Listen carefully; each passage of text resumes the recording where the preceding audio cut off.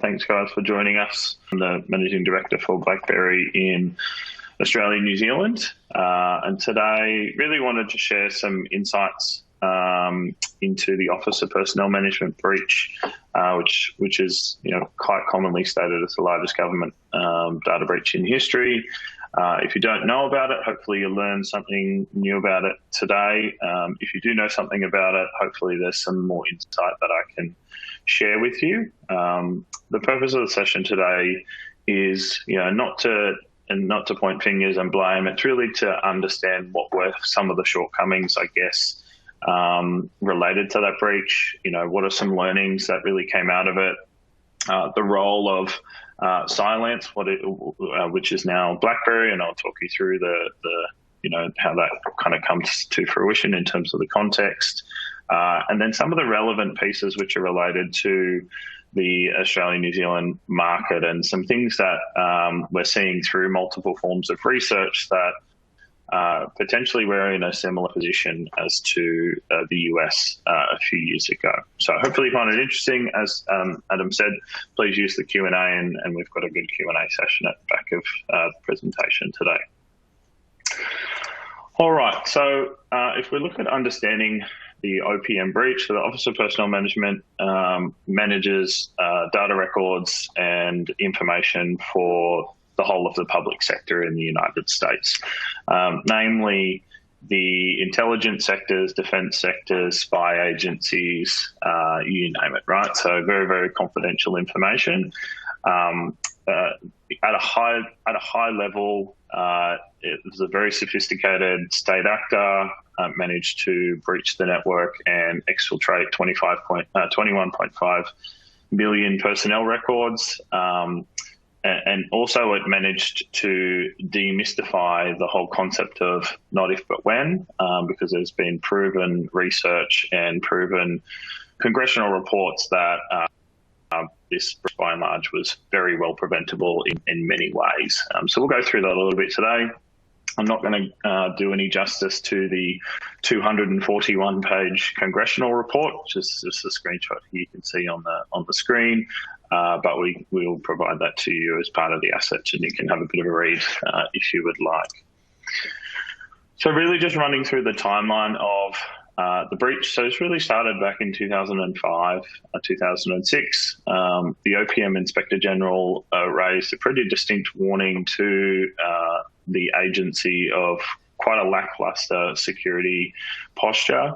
Not just from a technology perspective, but really driving into effective managerial policies on how to address risk, and remained this warning as a material weakness. Now, what's really interesting when you look into the congressional report is from that period until 2013-14, nothing changed. And why is that?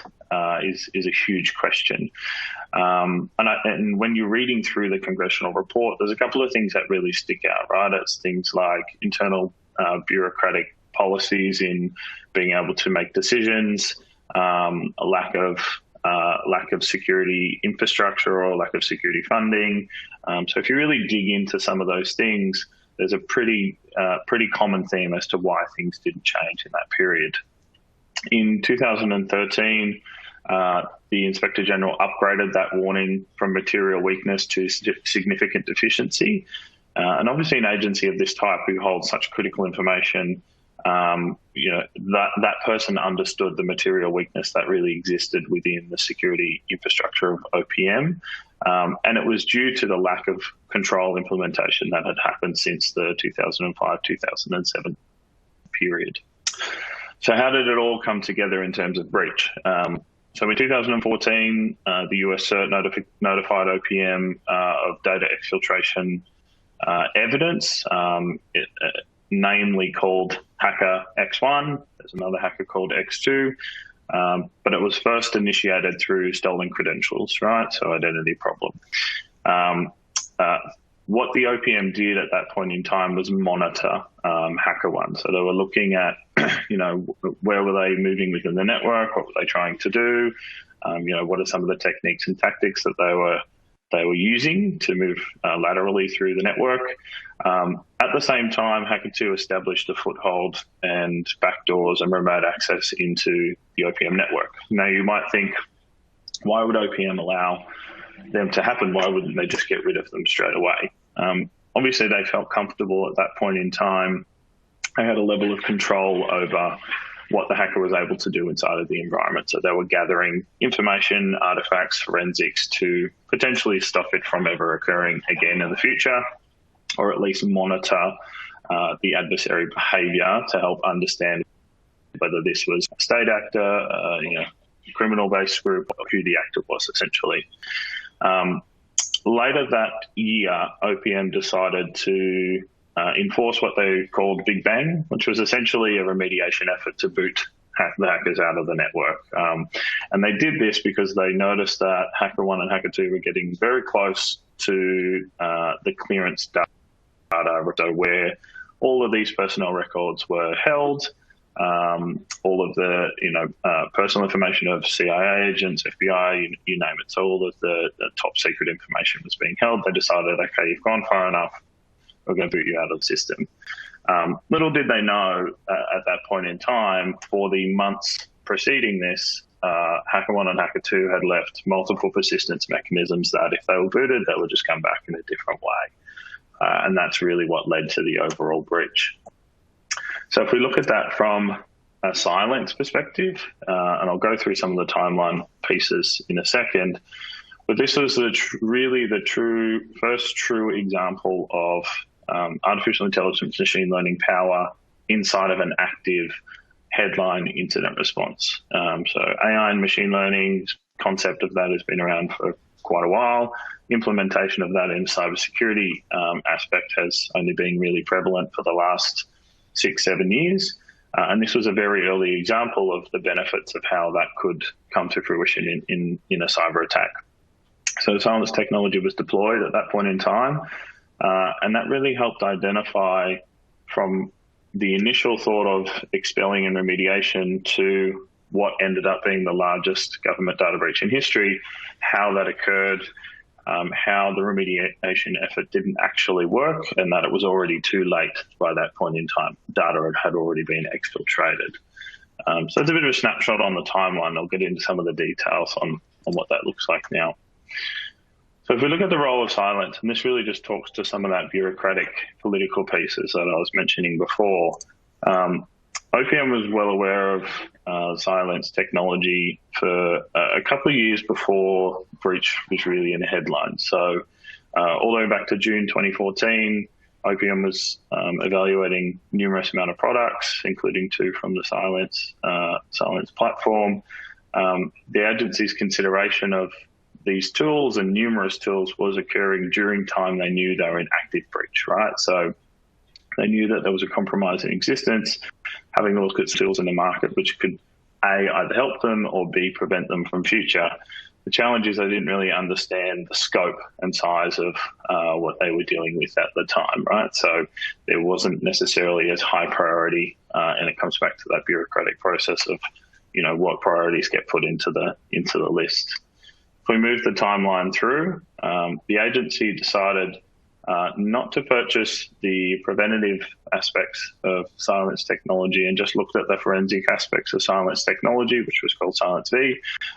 This proved to be a pretty fatal mistake in terms of the breach, because having the technology implemented in that preventative aspect, so Cylance Protect, would have actually stopped many of the pieces of malware and things that were going on from being effective in exfiltrating the data. But that's the way the cookie crumbles sometimes. But it was noted pretty clearly in the congressional report, again, the decisions that were made around the purchasing and implementation of different technologies were the result of internal bureaucratic engagements between staff members and policymakers. There's some pretty interesting language that's used in the congressional report. Again, it's very interesting read. So if you haven't had a look, I definitely would recommend reading it.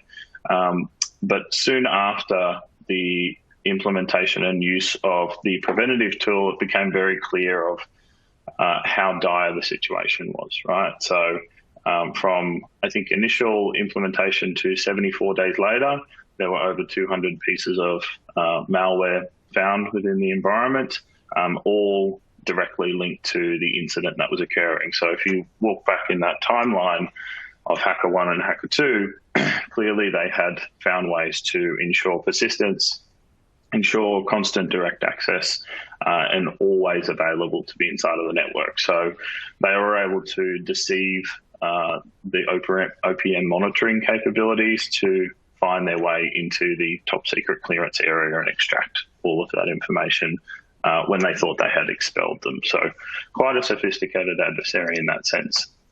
And the crux of this is, if you look at it from a policy and bureaucratic perspective, you guys in government, and we know in government from working in partnership, it can be quite political and bureaucratic and policy constrained in how you can adopt and assess and look at new technologies. And we're certainly seeing that across the landscape today. And that's part of the discussion is how do we help move things along faster or adapt to change faster? And I'll show some examples of that in a second. Right, so if you peel back some of the key learnings, some basic security controls, right? And we all talk about hygiene and basic security and basic controls. This was very much the example at the OPM. So if there was some basic controls such as multi-factor authentication, patching levels on Citrix device, a bunch of other stuff, they would have significantly reduced their chance of being compromised. So definitely looking at it from a baseline perspective in terms of security hygiene. Many of these examples exist in the Essential 8 today, and we'll talk a little bit about the Essential 8 as well. The second component was really incident response readiness. So being able to effectively deal with the sophisticated adversary that was inside the network, not necessarily unable to monitor and watch, but having the ability to elevate the incident response planning given the scope and size of the sophistication of the adversary that was inside the environment. So definitely some findings there and some learnings around incident response preparedness. And then the third part really came down to that bureaucratic aspect. So very well known that they had access to the technologies that could have helped them prevent some of these incidents, definitely remove the malware, prevent malware execution, things like that. But the way that the political environment inside of government or the bureaucratic aspects of what contracts and relationships exist or policies that have to be adhered to significantly reduce their ability to adapt and change and implement new technologies fast enough to protect themselves. Right, so let's sort of look at this from a Australia and New Zealand lens, and it's always good to just ask ourselves the question, are we in similar positions of how people have experienced compromise in the past? And everyone will have a different opinion on this. I will have a different opinion to many of the people on the call today. But there are some examples to suggest that we are in similar positions today as to what US OPM was facing in 2015, 2016. Maybe not to the exact same degree, but certainly to a certain level. And that's been echoed, I think, over the last couple of years through government initiatives and government planning in terms of elevating the cyber conversation. But I still think we've got a long way to go, which I'm sure many of you guys will agree with that as well. So here's just some examples. And again, these are just articles and opinion pieces that come out into the market. But really, a continual theme exists that we see in Australian government. Adhering to frameworks can be challenging. Moving through the Essential 8 framework can be difficult, even though most of us agree that it is a good security baseline. And then policy that tends to lack a bit of precision and outcome. So I certainly see the intent is very high from us as a nation to be a cybersecurity leader. And we have some fantastic examples and fantastic initiatives that are associated to that. But where we seem to be lacking is really in that execution and outcome piece. And it all relates to capability uplift and build, which hopefully through some of these new strategies and some of these new technologies continues to accelerate that faster, because as you guys would all know, what happens today, tomorrow in cyber will be totally different in 6, 12, 5, 10 years from now. One thing that was really interesting was the recent National Cyber Power Index report, which came out from Harvard recently, a couple of weeks ago. And it pretty clearly indicated that trend, which I was just speaking about, where, we rank pretty well in terms of our capability. We've always punched above our weight, I think, as a country in most areas, not just cybersecurity. But one thing that was very, very clearly stated was that intent versus outcome piece. So we rank very highly in intent, so 8th in the world of the top 30 nations, I think, which were measured. You can imagine the top 8 are US, China, Russia, UK, etc., etc. So we rank really highly, which I think is a really good place for us to be. It means we're thinking about things, or we intend to be in the right place. But where we really seem to be falling down is that cybersecurity capability aspect. Now, whether that's due to funding, whether it's due to not adhering to frameworks, or frameworks too difficult to adhere to, whether it's due to bureaucratic policies or whatever it may be, we don't understand what the answers to those questions are yet. But it's certainly something that we should be talking about and we should be asking. And hopefully we can provide some information which maybe helps to elevate or move that capability question along much faster. Right, so what do we potentially need to change? Just some ideas. So as Adam said, we recently partnered with PSN to do a survey of the public sector network members. There's some really interesting and good feedback that came through, and what this helps us do as a manufacturer and provider of technology is understand how to engage better with government, how to help drive some of these initiatives and support some of these initiatives, and also how to position technology that's available to really help protect Australia and New Zealand government entities. So what was really interesting, again, was the survey results followed that trend of intent versus capability, which really suggests that this is actually what's going on in government today. Many people indicated that elevating prevention posture against adversaries was a dramatic high priority, so it was the highest return result for that. Naturally, of course, that would always, you would think, be the result that you're after. But what was interesting is if we look at the perceptions of the Essential 8, a high majority of people also agreed that it provides a good security baseline. However, you saw on the previous slide, continual audit failings are generally associated to the Essential 8 happen all the time. So the disconnect between the intention of elevating our prevention posture against sophisticated adversaries, now whether the Essential 8 would lift you to a level that takes all the sophistication away from the adversary would be a separate question, but certainly provides a decent baseline. The implementation of that seems to be disconnected from the thought process of elevating capability. That was a really interesting response to see. The third response, which I thought was interesting, is we asked some questions around the Essential 8 evolving to include some things like the NIST framework, NIST cybersecurity framework alignment, or the MITRE attack framework alignment. Pretty interesting or potentially scary result there, where the majority of people didn't know whether it should or shouldn't. And when we were looking through some of the survey results, not many people actually understood what these other frameworks are at all, which is an interesting result to see, given they're very common global standards, very heavily used across commercial and many government agencies today. But again, if we're thinking of that moving from intent to lifting capability, these are some things that we should be considering within our own agencies to improve. So we have, I guess, a chance to redefine the future with a bit of a new approach, and that's where the Cylance and Blackberry capability really comes into its own for our customers. So I'll talk you through that a little bit just now. Right, so you guys would probably definitely know who Blackberry is. Not probably, you definitely would have experienced Blackberry before. You probably had a Blackberry phone at one point in time.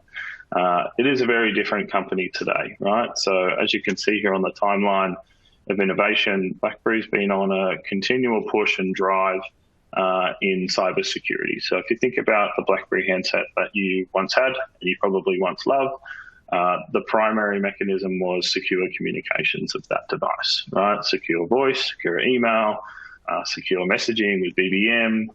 The whole concept of security existed with that particular device. That still exists today.